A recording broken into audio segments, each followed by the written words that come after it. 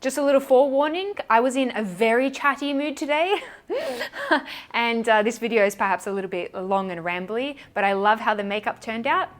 Enjoy! So I'm going to start with my skin today first. I've been really liking the Pat McGrath concealer before my foundation to conceal my blemishes. So, blemishes, let's talk about that.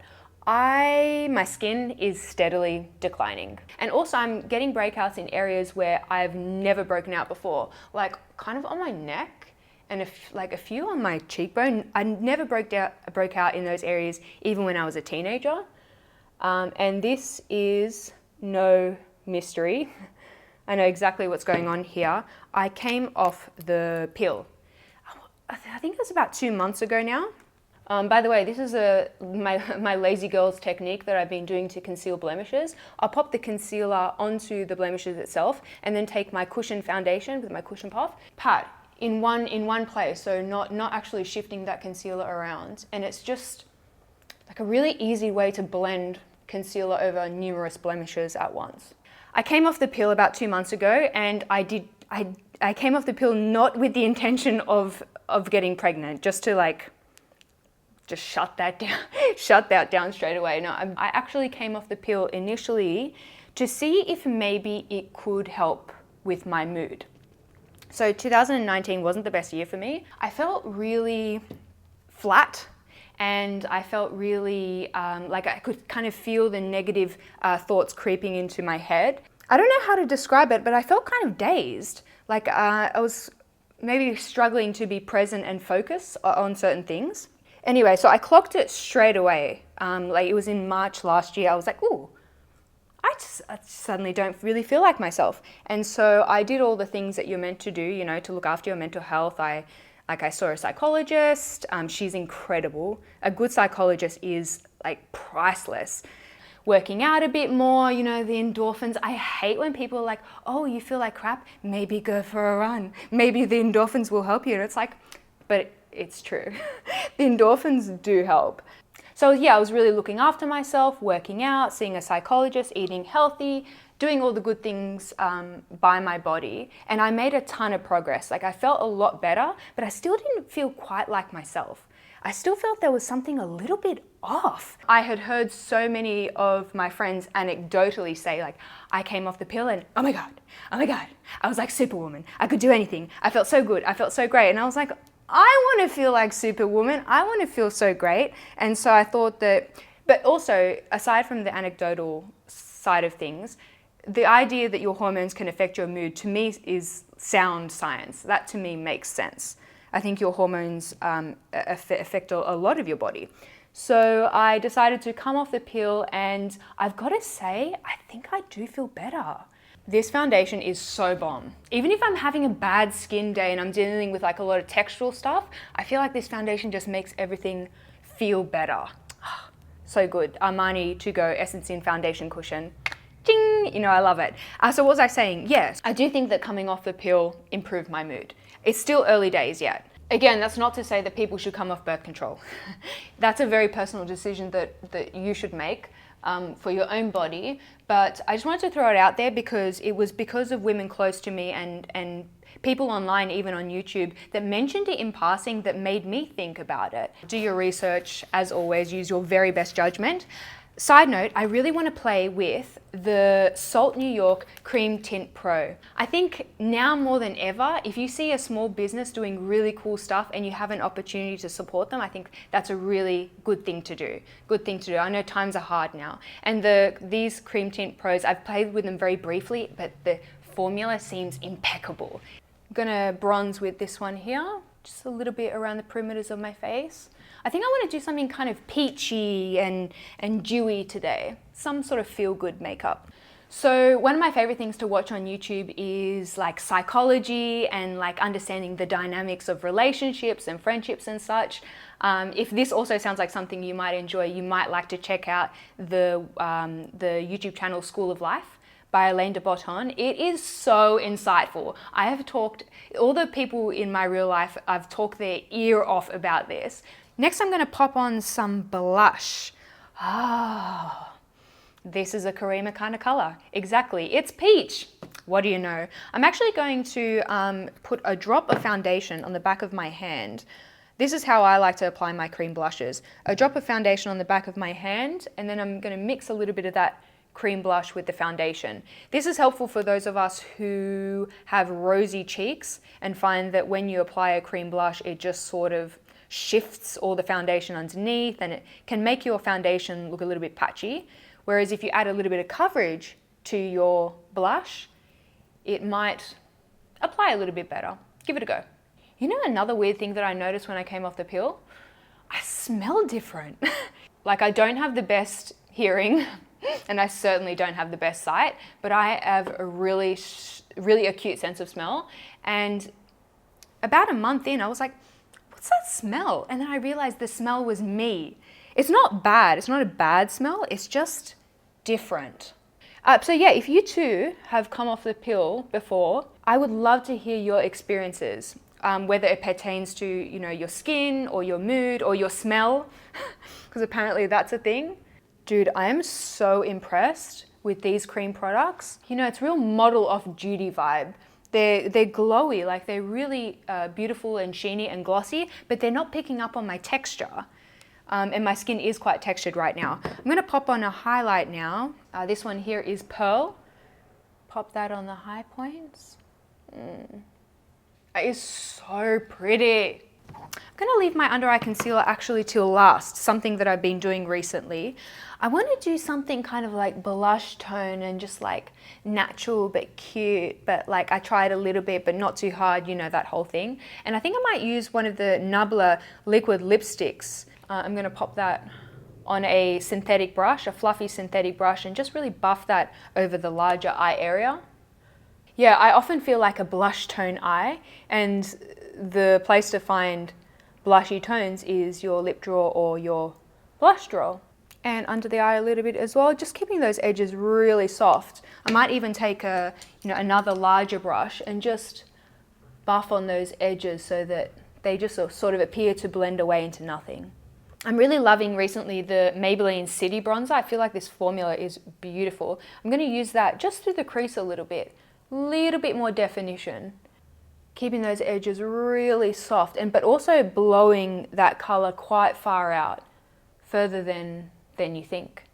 And then, of course, I want to do a little bit of a glossy top coat on the ball of the eyelid. This is Marc Jacobs SeeQuins in Gleam Girl, which is an incredible sort of rose gold champagne. Love it. This is such a basic bitch Karima look. My bad. It's what I want to wear though. It's what makes me feel good. Really focusing on the center, the ball of the eyelid. Then I'll take a sort of clean finger and pat out any edges. I mentioned this on Instagram, but I feel like I've kind of gone off false lashes. They just, every time I put on false lashes, it just feels like too much, or yeah, it just feels like too much. And that's probably like a function of quarantine, right? I've got nowhere to go. Of course, false lashes at home is going to be too much. So I've developed a very elaborate mascara routine. So the first thing I do is I comb my lashes, just to make sure that, you know, there's no product or eyeshadow in them. And then I will give them a curl, few short pulses at the very bed of the lashes, as close as I can get to my natural lash. And then I move down a few mil, give it a few lighter pulses. And what this does is it helps to promote a little bit more of a curved lash, as opposed to a lash that just goes pink. Lash curlers, don't know what I would do without them. Occasionally I'll come across a person who's like, I don't curl my lashes, and I'm like, what? Although those people obviously have like amazing lashes, so they probably don't need to. For mascara, I'm going to use the Fenty Full Frontal. I really like this. So the thing with this mascara is it doesn't deposit a lot of product onto the lash. So you might need quite a few passes to build up the effect, but I kind of like that because it means it doesn't get clumpy in 3 seconds flat. You can kind of control it a little bit. See, before when I wore false lashes, I would just give my lashes a quick slick of mascara, but now I'm actually making a ritual of it. And to get those hard to reach lashes on the outer corner, I actually turn my mascara wand the other way. I find that I can have a little bit more control. And then I'm going to take my clean spoolie again and just do a very light comb. Comb out the ends a little bit, or any areas where it looks like it's got a little bit clumpy. And then I'm going to do something controversial. I'm going to take my lash curler again, and I'm going to give my lash a very light curl. We've all heard the horror stories about, you know, people curling their lashes after mascara and, you know, breaking or chopping their lashes. So obviously approach with a lot of caution. If it feels uncomfortable, stop. I kind of think of this as like, you know how sometimes you add a hairspray before you curl your hair because it gives the natural hair more hold? That's exactly how I think of this. And then I'm going to add another layer of mascara. So this is my second layer. I'm telling you, this is a whole ordeal. So this lash is curled, obviously, but hopefully you can see a little bit of a before and after there. Now I want to clean up my complexion a little bit. I think what I'll do is I'll go in first with the Sisley Under Eye Concealer. I use this as more of a corrector product because it's very, very peachy. So that kind of orangey salmon hue is really great for brightening any purpley blue discoloration. And then I'm going to use a little bit of the Armani High Precision Retouch.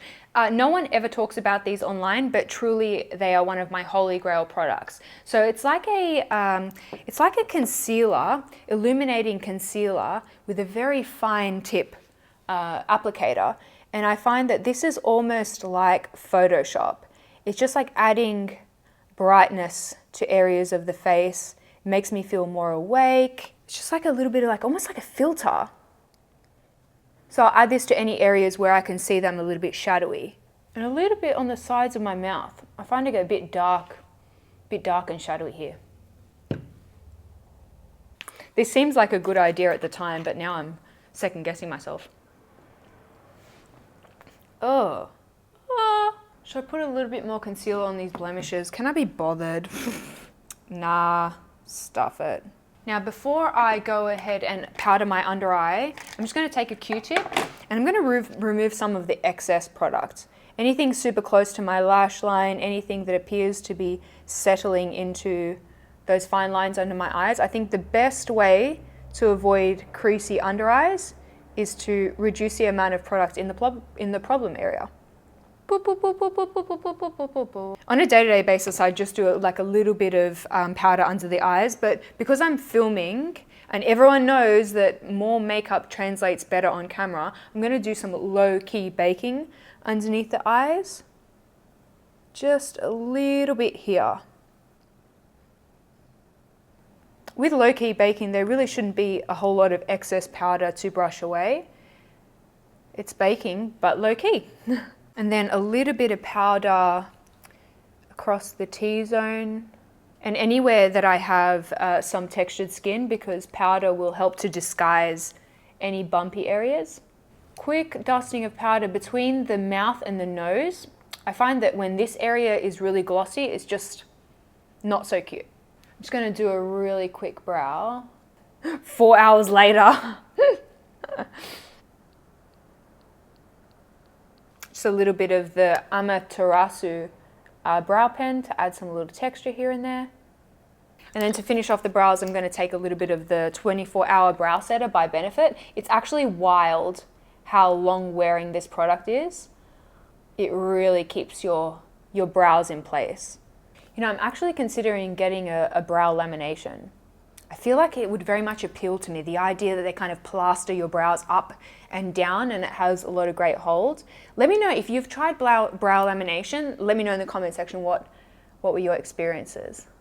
Cool. And then for lips, I'm thinking it might be cute to do the same color that I used in my eyes and just buff it onto my lips, almost in a little bit of a kind of ombre effect. And just taking a synthetic brush and sort of buffing out the edges. That looks better when Katie Jane Hughes does it. On me, it looks like I missed. P.S. I got my hair cut. I don't know if you guys remember how long it was before, but just to illustrate, when I'd wash my hair, I'd have to be careful not to get my hair in my butt crack. That's how long it was. And I got quite a bit chopped off, and also I got some highlights, sort of like a balayage soft highlights. I went to Academie Salon in Annandale, and they did such an incredible job. This color The highlights are spot on. If you needed a good new hairdresser recommendation, Academie Salon. I'll put their info in the description box down below. Yeah, I don't know what this video was, but I hope you enjoyed it. Let me know in the comment section what you'd like to see from me next, and I shall speak to you very soon. Bye.